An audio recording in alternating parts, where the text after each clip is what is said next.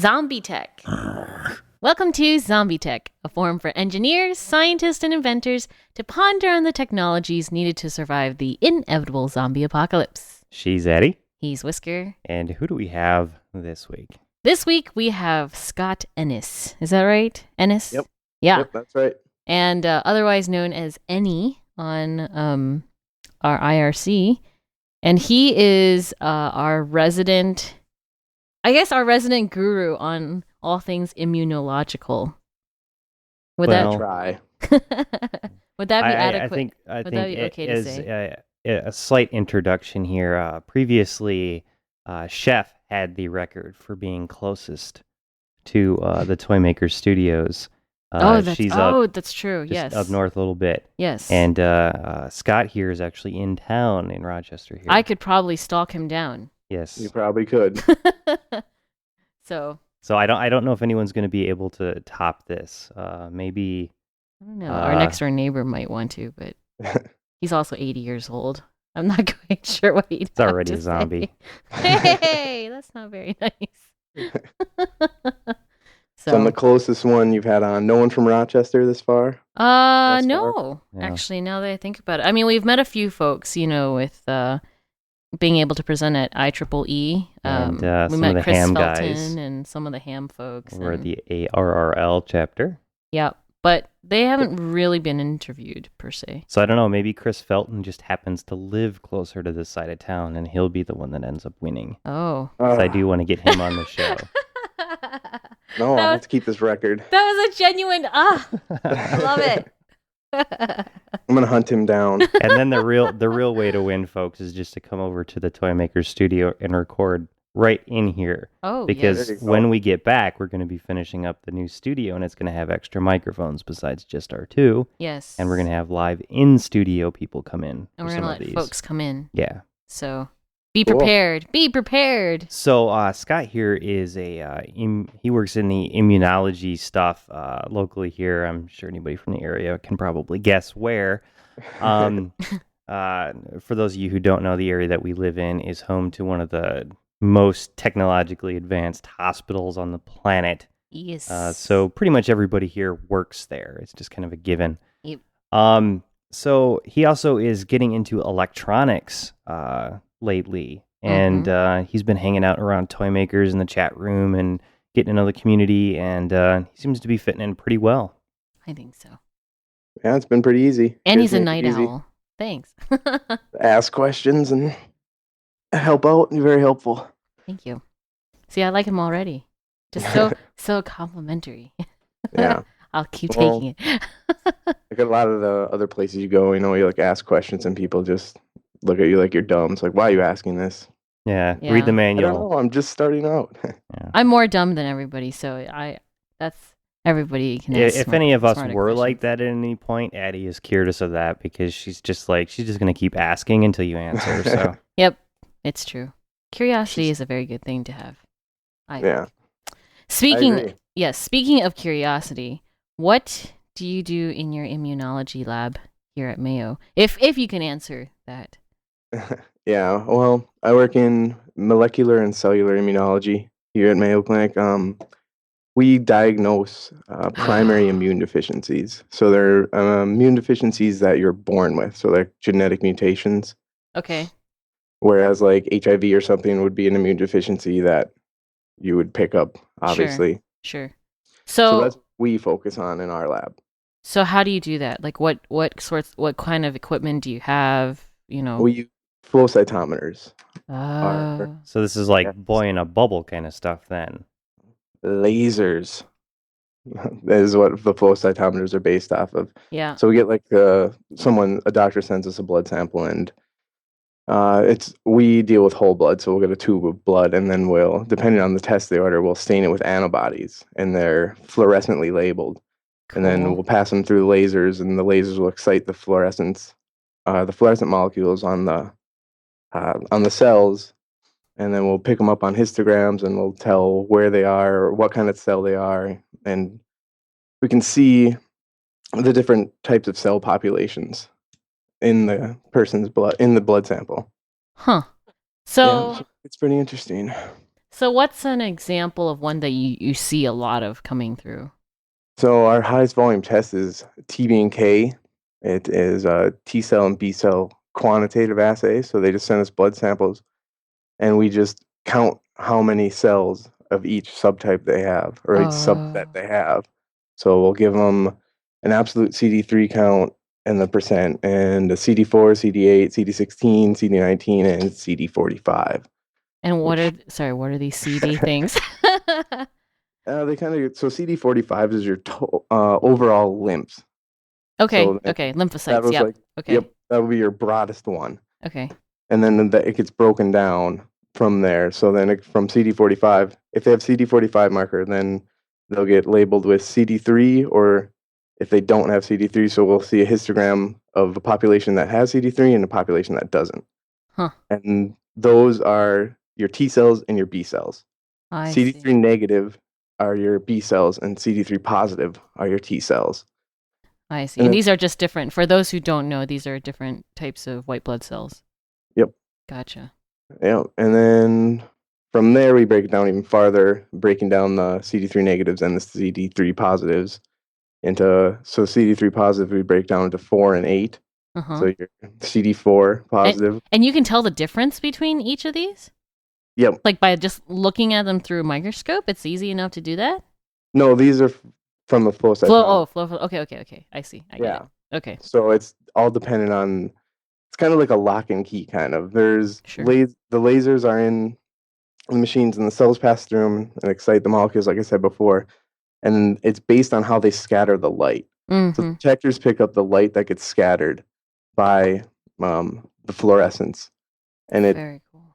there are these like octagon-looking things inside the machines that are the sensors, and they have filters in them. And by the wavelength of the light is how it goes through the sensor. So like some are 560 nanometers, other like 680. So light just bounces around until it gets into the filter that it can go through. Yeah, and then we pick that up on the histograms, and based on fluorescence, the amount of fluorescence, we see it. And so like all the CD3 negatives, fluoresce or give off that one distinct wavelength. Sure. So they all congregate in one section of the plot. So you know that those are the CD3 negatives and these are the CD3 positives. Huh. That's so cool. It sounds kind of like the biological equivalent of how they figure out what the composition of a star is made of. Yeah, pretty much, with like red shifting and all that stuff. Yeah. Huh. I think the red shifting is more about which direction it's going, but yeah, the spectrogram, is that what it's called? I don't remember. It's been a long time. Yeah, spectrogram, spectrograph, something like that. Yeah. Huh.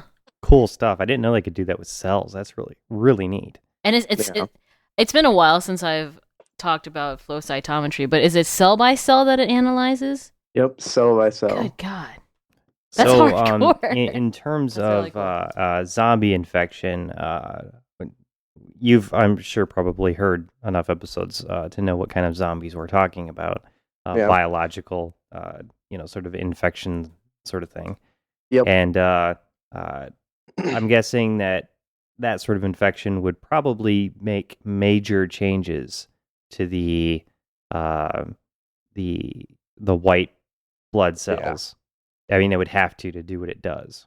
Yeah. I mean, well, it almost is what it is. If it's a virus, then yes, because it's gonna, especially if it's so fast as like in movies, they get bitten in like a couple minutes.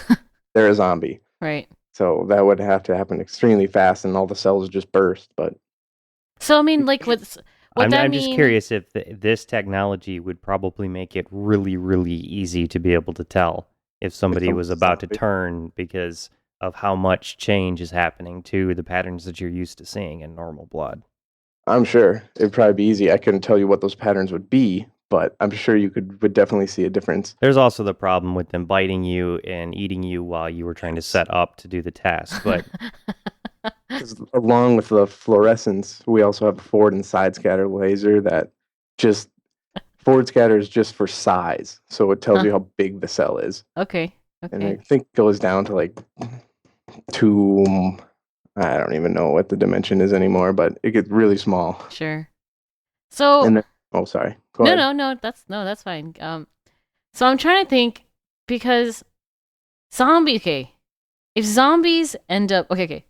Normally when a virus or when a foreign object or bacteria comes in your system that's not supposed to be there, your immune system reacts appropriately. It gears up, increases the production of white blood cells, antibodies, all that good stuff, right? Yep. So I'm thinking a zombie virus, it's clearly foreign, Mm-hmm. but because of the speed, I mean, maybe like targets white blood cells, right? Yeah. To kill them. And then once there aren't any white blood cells to kill them, then they go crazy. I don't know. And then they cross the blood-brain barrier, which most viruses and bacteria can't, Yeah. right? And then what I'm trying to figure out is if there's no white blood cells, then wouldn't if the human body came in contact with like a single germ, it would go into like septic shock, wouldn't it? Yeah. Well, the zombies don't have an immune system. They don't have blood per se, do they? Oh, I Like, guess. No, isn't that they all kind of just they I kind of guess it have doesn't even really to. matter. Okay, they still need to get oxygen to their muscles, right? So they would kind of have to. Yeah, I guess it depends how technical We you're try to going. avoid any like magic because the sort of zombies we want to defend against are the kind that could actually show up and bite us. Yeah. So, yeah, I think they would have to have blood. Yeah, they would. So how are they not dead almost instantaneously if all of their white blood cells are rendered incapable of? So I'm assuming that then the infection, whatever it is basically somehow using the existing immune system to its own benefit. Well, if they're undead, they wouldn't really need to even have one. Like, if they get a cold, who cares if a zombie gets a cold? What's going to make any difference? You know what I mean? I guess not. I mean, they're 'Cause if already it gets the rotting. infection, they're just walking around undead, just want to eat. What? They're probably going to get sick. That pretty much describes me just wandering around trying to eat. Me too. Food. Huh. This is a conundrum. I think this is a conundrum that we should at some point seriously dive into. Yeah, we've That's- talked about a lot of stuff about making the what kind of zombies could actually happen. Specifically with Mira Grant, the author, has done a lot of work. Talked to the CDC a lot, and Bradley Wojtek has done a lot of the neurological research to figure out what kind of brain damage they'd have to have. Yep. Yeah. And this is interesting too, the immunology stuff, because I'm sure the immune system would have to play a role for this to work right. Okay, so then let's talk about this. If there is a vaccine to be made, first, can you tell us a little bit about vaccines and how they actually work? Like the one-time ones as well as like the multiple stage ones? Well, I have pretty limited knowledge of it, but mostly, like a flu vaccine, they just have a heat killed. So they just kill the virus and then they inject it to you. So it can't actually function, but your body sees it and it can build an immunity to it. Okay. That's how they work at the most basic of levels. Okay. And then what about like the stage kinds? I'm not sure. Like the hepatitis B, I think it is. Yeah, they don't let the immunologist techs play with that stuff. No, not really. Well, from what I understand, it's like so you get one shot and then your body has a specified amount of time to create an appropriate number of antibodies. Mm-hmm. And then at the point at which it needs to decide whether to shelve that antibody or keep making it, you get another shot. So that would be like producing memory cells then. Oh, memory That's what that cells. would be. So you have effector cells and memory cells, and I think they probably give it to you right at a specific time. I don't know how they calculate it. So it actually keeps that immunity. Oh. So it shifts your cells into a different, you can't think of the word. Level of awesome. Yeah. So there you go. Level of awesome. So So then, is that saying that the flu vaccine is not a memory cell producing type of vaccine, do you think? Probably is. Huh. But This is interesting. I know, yeah, and sorry for I can't no, give you that's more okay. information about it. That's okay. I'm intending on She grilling keeps the a CDC mental at list some point. of all her unanswered questions, and then hunts down people to attack with them. I'm sure What? you've seen it happen live before. Yeah, Whether or not they are specialists in it. unsuspecting victims. Well, because Yeah. okay, so for those, because I think the flu vaccine is very interesting. Even though I am a nurse, I do not ever get it. I don't get it either. Right, because whenever I do, the week after I get sick. Yeah, a lot of people say that. Yeah, and I mean, I haven't gotten it so I didn't get it this past winter, and my boss bet me like $10 that I would get sick, and I still haven't gotten sick, so I'm It gonna seems to collect. me like the people that need to But- get it are people that have been getting it for years and years. Yeah. And because I've Yeah. never had it in my entire life, the last time I got sick with anything was probably 8 years ago. Yeah, Because Mhm. I just simply allow myself to become exposed to these things, and now I Yeah. have immunities and more broad immunities than most people do.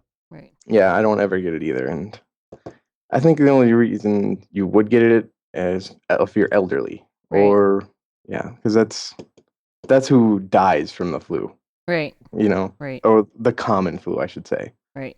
Obviously, you have like swine flu or bird flu or something like that. That's different, but just the common seasonal flu, like if you're in your 20s or 30s, it's not going to kill you. Right. At It least we hope shouldn't not. if you're a normal, healthy Right. individual. No drugs, less alcohol. Keep it safe, folks. There you go. So I'm trying to think then, because usually what happens is the CDC will determine that a particular strain of the flu is more likely to infect the entire population than another. And so they start getting labs to produce vaccines against that particular flu strain. hmm And the thing about it is, if they get it wrong and another flu strain actually takes hold of the population, then everybody's screwed, even if they went to go take the flu vaccine. That's true. Yeah. It's kind of a guessing game then. It Yeah. is. So it's not a guaranteed that the flu shot's even going to be the right one for the year that you get it. So, Right. Yeah. Meh. I Yeah. mean, but go get it if your doctor says you should. I don't Hey, wanna Zombie Tech, encourage- everybody knows this is not a show for professional medical advice. Right. While we do have a Yeah. lot of doctors on the show, Yeah. a lot of them are like doctors of robotics and stuff. I wouldn't take medical advice from Zaz Brooks. It's probably not the best idea. He's not that kind of doctor, folks. Right. Well, so okay, so in your so in your lab you use the flow cytometer. Yep. And you have, what's that other thing that you were just mentioning? Well, I wanted to ask about these lasers. Lasers. Yeah, he likes lasers. So are these large lasers or very, very like small ones? Very small lasers. So you can't even like see them. They're inside of some piece of equipment, and they just do They- their thing. You can lift the lid. You can look at them, but probably wouldn't recommend it. They're pretty bright if you get them. They're probably freaking expensive too. So how high of a power laser is this, being that small?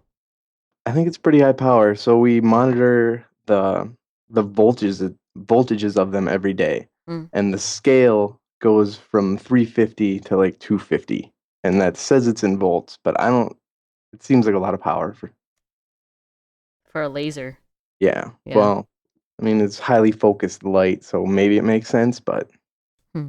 Yeah. So on these, you were saying that is it different colors that they use to get different cells to actually pop out in the plots? yeah. So we have the machines we have 3 lasers. There's a red laser, a blue laser, and a violet laser. And they then- mix them. Well, they're all 3 separate, but they all detect different colors of fluorochromes that you're putting through. Okay. So we have like a FTSE and it's green. I don't know which laser excites it, but they all excite the different fluorochromes. Mm-hmm. So it's sort of a combination between what man-made stuff you're adding to the mix compared to which laser you're shooting into it. Yep. And I Gotcha. think when you have like just FTSE, when it goes through those 3 lasers, it might excite at 3 different wavelengths. so you can actually like tell different populations from just one fluorochrome. Handy. Yeah, it's pretty crazy stuff. I don't know how people think of it. Just by shining light bulbs. By trying a lot of things, and the first thing that works, you run with it. Yeah. When you're into biology, if you get a toehold, you just run with it and go as far as you can, and hopefully somebody comes up with something better before you hit the ceiling. Yeah. Biology, you're stuck working with existing systems, so it's kind of, you're very much more limited than you are in engineering, for example. Yeah. So then what other equipment do you get to play around with in your lab? For the most part, we just have flow cytometers. We also have gamma counters, but those are pretty dated. Okay. No one really uses gamma counters anymore. Sure. So it's like liquid scintillation counter just counts the light emitted from the gamma particles. I don't even know how the thing works. I used to use liquid scintillation counting. We use tritium, but I've never used the actual one we have. Like, only a couple people know the tests that we run on it, and they're the people that have been there for eons. 20 years. Yeah. Sure.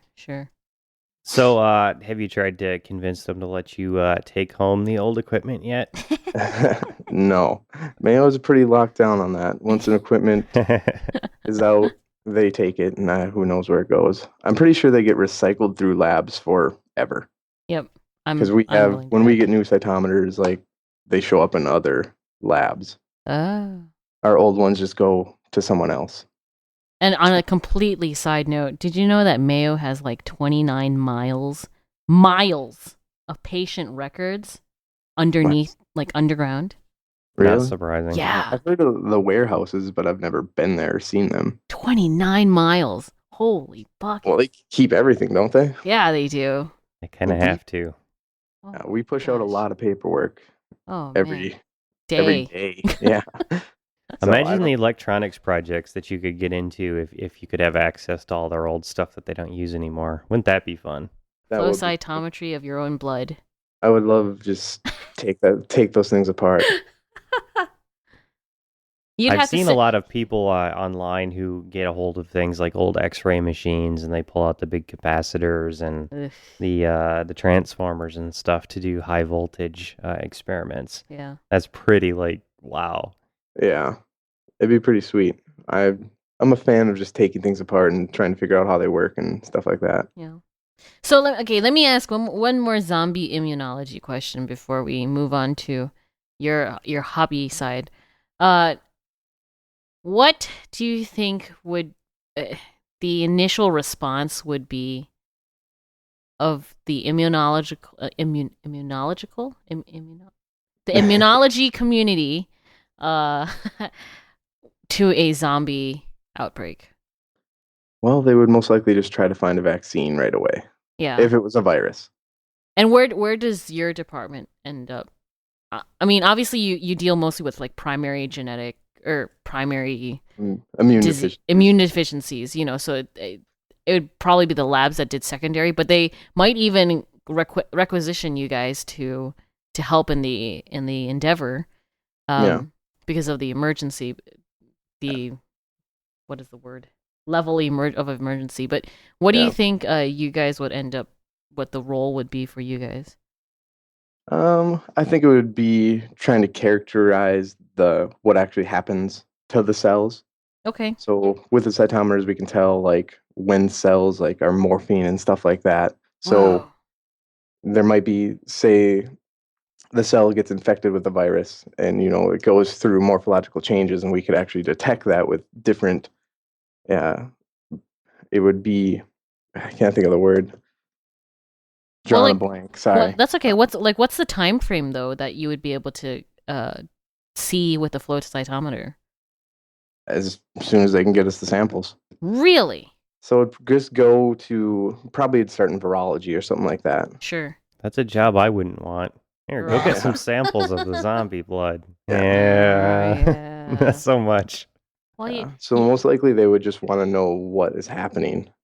For us, they just send us zombie blood, I guess. Yeah. And we throw it on the flow cytometers, and then we could compare it to a normal blood and see like what maybe, or see what the populations are doing, and if they're there, if they're not there, what's actually happening Sure. to the subsets in their blood, and that would help people figure out what's going on.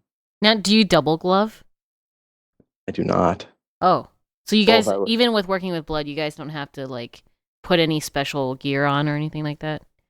Nope, just our lab coats, our gloves, and Well, he was saying glasses. the Oh, okay. deficiencies that he's working with are, genetic, Yeah, from birth, that's so they're true. not infectious per se. That's true. But we do deal with a lot of HIV blood also too. Oh. Just because you have the equipment for checking the T cells and whatnot. Yep, exactly. So we do especially with that TB and K assay, we do a lot of um, just monitoring their immune system. And So they do a immune system reconstitution, they call it. So when they're on the antiretrovirals, Mhm. so we monitor how from when they start it to over time, like is their immune system, are their T cells coming back? Are they not coming back? Oh. So Now, we do you guys have to pipette that stuff, like pipette their blood out and such? Yep. Oh. Yeah, our lab is very hands-on. We're not hardly automated at all. Oh. But still no double gloving? I guess they've never told me to. Oh. Probably a good idea. Yeah, probably. I guess when it comes to the zombies, as long as they tell you that it's zombie blood, then it's Yeah. probably a good idea to, Yeah. Retroviruses Put everything are really, really fascinating. by the they're way. incredibly Weird. intelligent. For anybody out there who hasn't looked into how retroviruses work, definitely do so. It's worth the squinting you may have to do to sort of work out the basics. But once you get it, it's like, wow, really? Mhm. And then you start looking at the human genome, and a 12th of it is actually retroviruses Mhm. that have left pieces of themselves in our DNA that we've passed on generation to generation as just like extra information in our genome. Yeah. And some of it becomes incorporated into us, like is actually expressed. Mhm. But a lot of it is just sitting there waiting to be woken back up and becoming active again. And, there's any number of bits of us that are vestigial virus material. And That's fun. like Mayor Grant was saying, the right thing bumps up against our DNA and we could turn into mush. It's very true. We're very fragile. Wow. Maybe we're like zombies in weight. Genetics altogether is pretty fascinating. Yeah. Love I it. don't know what the figure is, but isn't it like a pretty high percentage of our DNA is just junk DNA? That's what that's actually what It's they not used used for to say. anything. That's what they used to say. So they used to say, I think it was exons. So DNA sequences, gene They sequences. Spliced out. Right. We don't use them. Right. We have introns and exons. Exons get spliced out. Like exon for exit or exit for exon, whatever. And actually what they're saying is that those pieces hold a significant amount of information Mm-hmm. that they used to think was useless, but actually has some sort of implication on I don't know. I would they say just it's said, a very yes, it safe has bet to importance. say that we really can't say. At this point, I think that's we know yet. That's the only truth you're going to find about this level of biology right now. I mean, we're getting there, but yeah, it's there's as soon as we actually figure out how the upper level biology stuff, then you start getting into the strangeness of how the atoms behave in different ways than we actually think they do. Mm-hmm. Mm-hmm. And that could really change how we look at biology, because right now we have a very, very flawed way of understanding things at the atomic level. Mm-hmm. Yeah. And it kind of works with the way that we think biology works. But when you start playing with finding truths about the atomic level stuff, that changes the fabric of what we understand about reality. That can go from that macro, from that micro level up to the macro level of the actual biology, and change how we think everything functions up at the upper level too. So I don't know, because of things like the Higgs boson, we may have the God particle could change everything about medicine, because if you can generate gravity next to a particular kind of cell, I mean, that changes a lot. Yeah. It's pretty nuts. I love physics. And that has, immunology, physics, hacking, I think that's try. the real solution for the zombie apocalypse. We need to Higgs have boson. medicine that can, generate gravitational fields to rip apart particular things like cancer cells, viruses, that kind of stuff. Oh, yeah, that's right. Your brother, was it? Yeah, Is working with measles measles. Yep. to try to create an attack vector against cancer cells. cancer. Cancer. Yeah, Yep. that's pretty fascinating stuff too. Yeah. Dangerous as hell. I'm not sure I approve. The whole I am legend scenario right there. I think that's what happens in that movie. Yep. They were working on a not vaccine, but some sort of Virus virus. to target something, and it all went wrong and created zombies. Yeah. So, any of you guys out there that work at CERN, because that's the kind of audience that we have on this show, make sure you hand over that particle to the medical community when you get it, because I think it would be better to use gravity to kill these things than to use measles. Yeah. You can just suck them into a different state of time or something. Black hole cancer cure. I love it. You guys are silly. That's. I guess It'll good luck. work. Good luck to It'll all work. who try that. I'm going to get contacted by some men in black to go work in a think tank now. Great. So Again. Again. Oh boy. So we actually met you. Well, we found out about your immunological work after you came and joined us and asked about electronics. So why don't we move on to the electronics portion? I tried that once already. I know, but I was very interested in the zombie portion. Grab the rudder. Yeah. We can keep going with zombies. Yeah. Well, okay, so we can do your electronics and how they would relate to zombies. So what got you interested in electronics and hacking, and what have you done? I think what got me interested. Well, I've always been interested in I started out the second the iPod Touch came out, I went and bought one, and Sure. then jailbreaking that thing and rooting phones and stuff like that. I guess that's kind of what got me interested in the whole electronics per se. Yeah.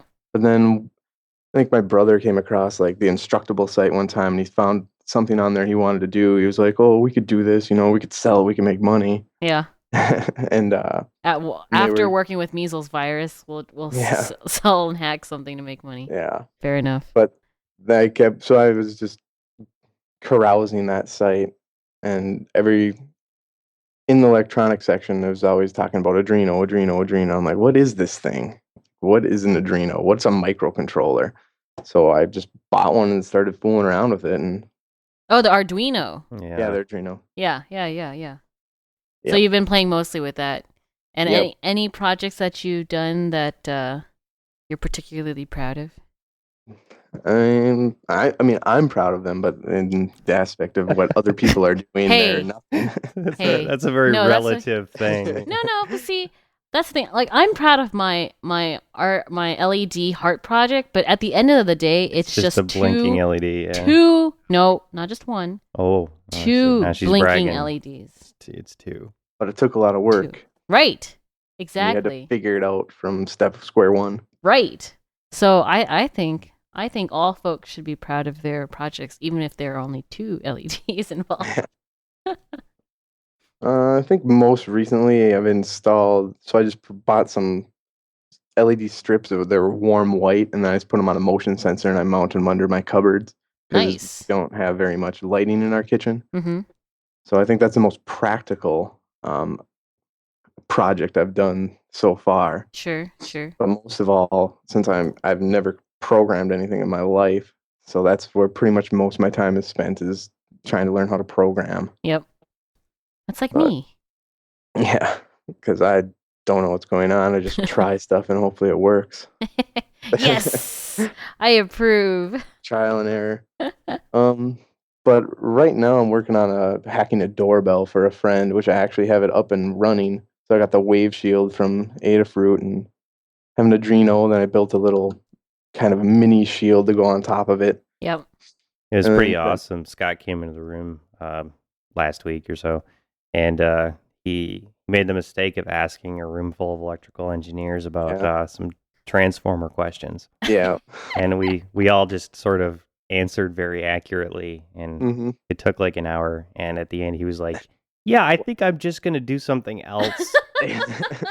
Yeah, I decided that circuit design is not my cup of tea. And so I was just sitting around and I have like 15 phone chargers here, and I'm like, well, these things plug into the wall. I mean, that's what they're made to do. Right. You Yep. know, they regulate voltage. So I just ripped one of those apart and I soldered a cord onto it to go, well, just a piece of extension cord. Yeah. And I have That's what that I in there. do. You know, I just look for a wall wart that does what I need to. Addie is not so easily Pacified. satisfied. Yeah. When she ran into that problem, she actually went and designed a variable power supply from scratch with all the transformers, regulators, smoothing capacitors, Yeah. end to I mean, end. She's hardcore. Thanks to John that's pretty S. Though. impressive. That's pretty impressive. That's thanks to John S. I tried. So, were you trying to make a power supply? So I was going to do one myself. Yeah, you Yeah, should but it wasn't- totally do it. So I was just, because his existing doorbell had the 16-volt transformer on it, so I just wanted to use that. Yeah. Just going to put a bridge rectifier on it and then smoothing capacitors and a regulator. Yeah. Regulator, but it was dropping too much. He would have to drop it all the way Oh. down to 3.3. So like, From yeah, Oh, so that's 16. a lot of heat. Yeah. the max, the peak amplitude or whatever was like 22 volts or something. Okay. So I'd have to drop that down to 5 and Oh, wow. Yeah, That's just quite a not bit. very efficient. Yeah. Well, then So- couldn't you just get another transformer? And then he's not using the existing one, so his reason for doing it is gone. Oh. That's Yeah. Exactly. Oh, I see. Well, just So I actually just put like a bought it. ginormal heat sink on it. no. Bad design, unless you're trying to design like a heat gun to kill zombies with. Who has- Oh. doorbell with a heat sink in it. You know? It's like constantly burning heat 24/7. Just make it look like forever. it's a doorbell, or those door chimes or something, Yeah. right? Could be, maybe. That is like the opposite of green technology, Addie. It's so bad. So well, you're recycling. Go ahead. Yeah, I just threw an old cell phone charger in there and it works great so far. that's awesome. Yeah, it's not very loud, so my next project is to figure that out. Oh, use No. the LM386. Well, I'm using the op amp that's already on the wave shield. Ah, okay, So I'm kind of limited to what I can use. sure. I saw on the site though you can piggyback another one on there supposedly. To make it louder. Yeah, to double. Gotcha. Now, were you the one who was thinking about doing something like having it actually knock on a piece of wood when somebody hit the doorbell?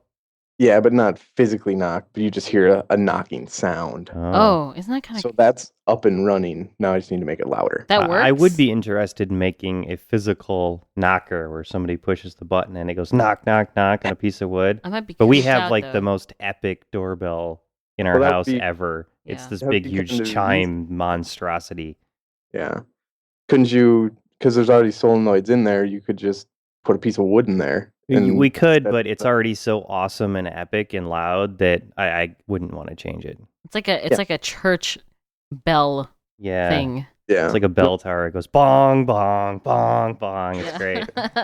I'm saying just with a normal doorbell, like for his, if he wanted to knocking, I could just put a piece of wood in there and it would knock on the wood. That's That'd what be I cool. thought you meant, but you're actually playing like a sound sample of a knock Yes. using an Or whatever Arduino he and wants, a you know, shield. just- I see. That was his idea. I see. So it's pretty much whatever he wants. I don't know what he's going to end up doing with it. having Yeah, guests over, I guess, so But, that they yeah. can ring the doorbell. pretty much. I'm more the type to like install a squirt gun in the door, so if they ring the doorbell, they get squirt, and it tells them go away, Squirt. go away. What if it's like the delivery man bringing you your camera lenses? You're ugly and your mother stinks. Get out of here. Get off my lawn. Oh my gosh. Just Yeah. leave him at the door. I want an Maybe. abusive doorbell now. Dang it. No, stay away. I like our doorbell the way it is. Yeah. But I will say your RGB LED strip thing is excellent for, especially the motion sensors.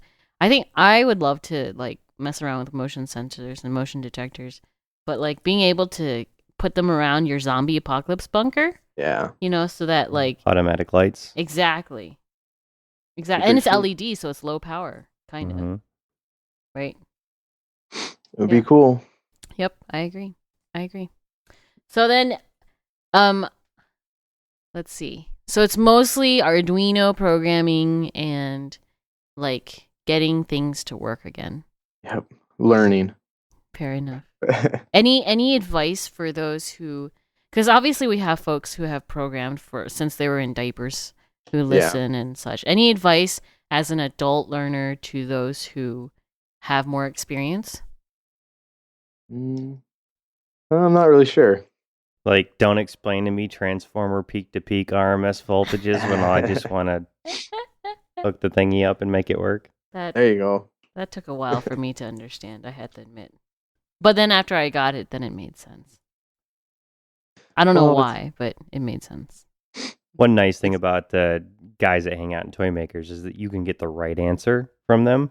Not the easy answer, but the right answer. Yeah. And that's an extremely valuable resource to have. But it's a blessing, but it can also be a curse sometimes because sometimes you just want the quick, easy hack. Right. Right. Yeah, well, I learned the theory about voltage regulators. I did not build one myself, though. One thing I think we're missing in the area here is a place where people that want to learn this kind of stuff, adults can get together, hang out, and do stuff. Yeah. Learn how to solder, learn how to program, have people to ask and stuff like that. Yeah, and use other people's equipment. Well, not like that. Well, instead of having to buy it. Like yeah. Putting together an electronics lab is absolutely silly expensive. Yeah. When you start getting into things like the spectrum analyzers, or the flow cytometers, $15,000 for something like that.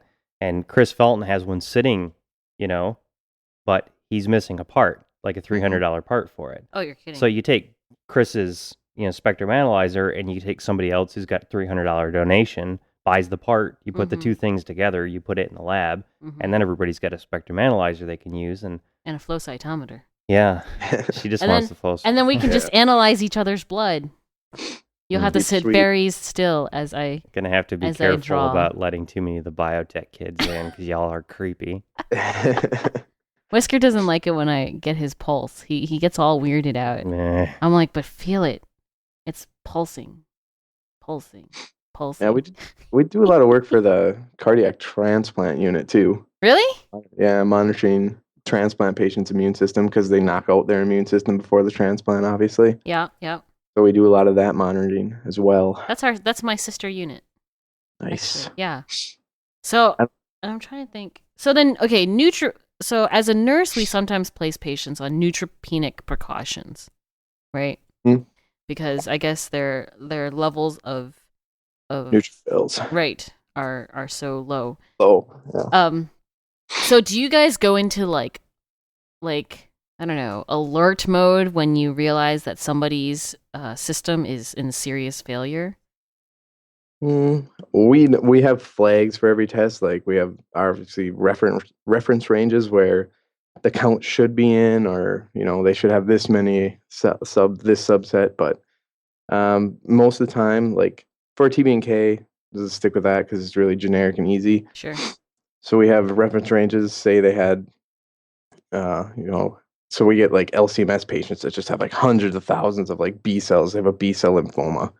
So those are the kinds of things. So typically we can just release TB&Ks by ourselves if everything just looks normal. But when stuff like that comes up, we send it to our consultants, and then they contact the doctors and say, "Hey, this is really out of whack." Right. So in a way we do, but I mean, you see it quite often. People sick all the time. Right. Well, and that's the thing, because Mayo usually gets really sick patients. I mean, patients that other hospitals won't even see sometimes. So, like, it's always interesting to know how, like, the labs work behind, because, I mean, we rely on you guys to come up with the, accurate results, and just the whole system that actually goes into reporting it and making sure that we know on our end, like, what it is and how to react appropriately. It's quite a system, actually. Yeah. So then how would you think, I'm trying to think. I think did I ask about how the body would react? I think we talked a little bit about it. more curious about like what kind of zombie infections are you guys? Are you going virus for most time, or are you guys thinking like parasite, a brain parasite, or Oh, that's a good question. because there's some crazy parasites out there as well I that haven't. actually do take over like organisms' brains and make them do crazy things. Right. We've talked about a few of these on the show Like before. insects They're and really such. interesting. Yeah, Yeah. they are. And there was one in the news recently that I believe it attacks humans. I don't know if you read that article or not. I don't think so. It was I linked it a couple of weeks ago. It's pretty easy to miss stuff on Twitter. I didn't have a chance to vet the article and make sure that it was 100% up to par, but they were talking about a problem they're having in Africa with children that get infected with something and they get very sort of non-responsive and violent, and they're sort of referring to them as zombies. right. Yeah. It let me see here. It's called the nodding disease, and it's struck thousands of children in northern Uganda.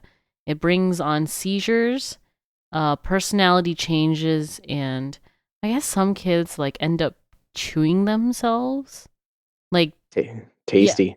yeah, they like either they chew themselves or they chew at their restraints because I guess some of the parents have tied their kids so that they don't go wandering off. I would probably chew at my restraints if Addie tied me up.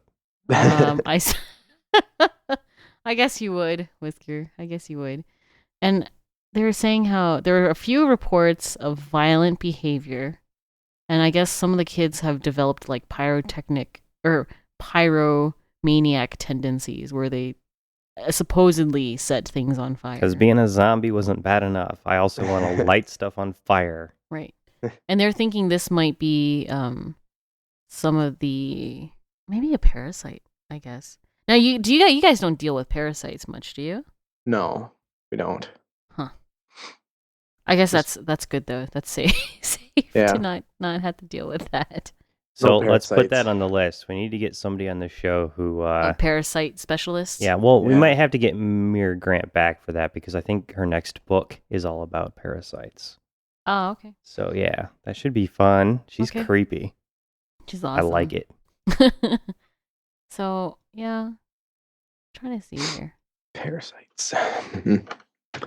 So now, do you think that you're gonna end up because your background is actually biotech? Yeah. Do you think you're gonna end up staying at this immunology lab, or do you think you have other aspirations for different areas of biotech? Well, when I came here, my plan was to go to the Mayo grad school because they pay for it, but I'm not really too interested in any of their Programs. the programs that they offer. So Sure, at this sure. point, I don't really know. Sure. And what were you thinking of going to grad school for? I would like to get involved in some kind of stem cell research ultimately. But Oh, Interesting stuff. That yeah, Now, do kind we- of do we do that at Mayo? I think there's a couple labs. Okay. we're I still remember- trying to pull ourselves out of the dark ages when it comes to that kind of stuff. Yeah, We're so it's- far behind everybody else. Yeah, it's a hairy topic at the Yeah. present moment Yeah. So why stem cell research? because I don't know. Because it's Cool. freaking awesome. Because you can take a cells cell, that have not generate everything assigned you what want. kind of cell they are yet. I mean, there's very little limitations to what you could do with that. Exactly. It's like I had to have a tooth pulled when I was younger because an impacted molar, Yeah. right? Yeah. With stem cells, you could seed a new tooth. I could grow that thing back. Ew, gross. As an adult, I could grow a new tooth. That would be awesome. No. That's Right, yeah. I like that. I want to be able to grow that new tooth. So grow your own dentures. you do that. You figure that out, okay? I want yeah. that tooth back. Even in like the cardiac realm, someone needs a cardiac transplant, you could take cells from their heart and grow another heart for them and transplant it, I guess that's instead true. of taking one from somebody else. I guess that's true. What is it in recent news? Like an actual organ was grown with. Did you remember seeing anything like that? No, I don't pay attention to this creepy biotech stuff. Whereas I'm like, I know oh yes. they've grown a lot of stuff. I don't think they've actually used any of it, but I've known they've grown like ears and parts of livers and all kinds of stuff. Oh, parts or livers Yeah. are handy. I was highly entertained when they grew the ear on a mouse. That was pretty Yeah. awesome. Yeah. I always want to on the 18th floor, Guggenheim, where my brother worked. There's fluorescent cats. I want to go see Whoa, them. really? Transgenics. Yeah, it's fun. Yes. What do I they want to do? go see them. Do He you know said what they he do? can They hook that up. really? Maybe can we join? That's a tour I want to bring my video camera for. You can join. That would be I'll have to so ask him cool. about it. Yeah. He said, because there was a guy in my lab that was like, "Oh, I want to see these." I'm like, "That's where my brother works." Well, he works on the same floor, and he knows the PI of the lab. Oh, okay. So he Okay. said he could probably get us up there and look at them sometime, but I haven't done it yet. Wow. That'd be awesome. Fluorescent cats. I dealt with fluorescent mice. Yeah. They were like we put fluorescent proteins on the mother's milk. Mhm. And so when the pups would drink from the milk, their little bellies would fluoresce. It was very cute. Yeah. And you could see what in the world was going on too, so that was neat. All right, so Interesting stuff. we're getting to the end of the show here, and there's a couple Already? of questions that we like to ask every guest. It's true. So, okay, well, this is slightly side question because I always have my side questions. What for a perfect immunological lab or virology lab or what have you, what equipment would you want present? Well, I probably need a microscope for sure. Okay. I don't know. I guess I never thought of that question. Yeah. It's your time now. Now, are you the sort of guy that likes to keep this sort of stuff at work, or are you going to build a little bio lab in your basement when you get settled in? Well, if it was something I'm really interested in, I may build a little bio lab in my basement, but it's kind of hard to build a flow cytometer in your basement. I don't know. The people that you're hanging out with, you could probably pull something like that off. True, most likely. I don't know what other kind of equipment I would want. I'd have to think about that one for a little while. Okay. I'll give you Sorry. about 2 minutes. 2 minutes, huh? 2 minutes. And in the meantime, I'll ask another question. Just to make it easier for you to think. Yeah. Yeah. Right. So 3 tools you would bring to your zombie apocalypse bunker. You know what? I'm gonna go opposite of most people. Okay. No one ever thinks about bringing like a suit of armor. I think I would want a suit of armor. Zombies can't bite through that. So if something breaks outside your bunker, something happens, you can actually just go outside. True. Sword, just start chopping heads off. Take care of what you need to take care of. We're going Get back medieval into the here. bunker. Nice. Dang right. High tech stuff breaks. You gotta. It's true. That is very true. So now is that a combination? A suit of armor and your sword, or is that 2 separate tools? I'll go with combination on that one. All right, combination. Combo. What else would I want in my bunker? Yeah. Other than like necessities like food and water. So Yep. obviously those don't count because they're. Probably some kind of electronics. I think I would want to make like a gun that would shoot zombies in the head, like face recognition style, but you'd need some kind of like thermal imaging because I'm assuming zombies are probably just like ambient temperature since True. they're undead. True. So it wouldn't shoot something that, It's warm and fuzzy. Yes. Right. So I'd need stuff for that. Because that's what I'd try to. It's like a turret. Right. I need electronics. What else are you going to do in your zombie bunker?